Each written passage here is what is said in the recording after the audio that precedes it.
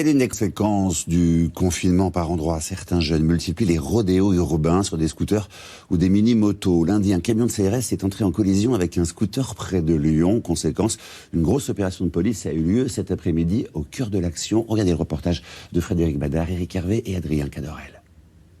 Individu casqué, NA, 25 ans, un scooter 125 gris.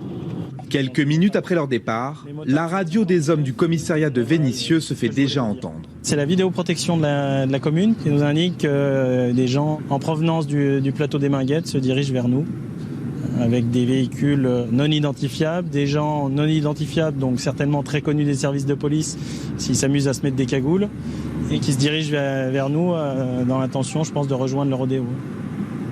Voilà plusieurs jours que les forces de l'ordre traquent un groupe un peu particulier, des jeunes motards comme ceux aperçus lundi sur le périphérique lyonnais et qui multiplient de dangereux rodéos en toute illégalité au guidon de 2 roues souvent trafiqués.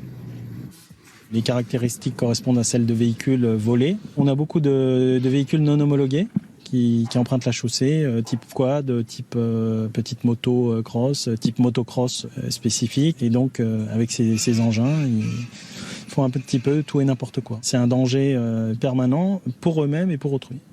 Les policiers savent qu'un rassemblement est prévu cet après-midi en périphérie de Lyon. Et le soudain passage de ce convoi leur confirme qu'ils sont dans la bonne direction. Il ne leur faut que quelques minutes pour contrôler un véhicule qu'ils jugent suspect. Pas de vignette d'assurance apparente ni de plaque d'immatriculation. Ce 2 roues correspond en tout point à ce recherché. Je vais pas rouler avec. Dès que vous êtes sur l'espace public, la moto, elle doit être conforme, c'est-à-dire elle doit avoir sa plaque ici. 60 fonctionnaires, un hélicoptère ainsi qu'un drone ont été mobilisés cet après-midi pour traquer ces trompes-la-mort qui, devant l'imposant dispositif policier, ont finalement renoncé à se réunir. Une dizaine de véhicules ont été saisis tandis que 2 personnes ont été interpellées et placées en garde à vue. Un policier, lui, a été sérieusement blessé en marge d'un contrôle. Reste désormais à la justice à se prononcer sur les suites de cette opération. En début de semaine, le tribunal correctionnel de Lyon a infligé une peine de 2 ans de prison à 2 pratiquants de ces rodéos, interpellés quelques jours auparavant.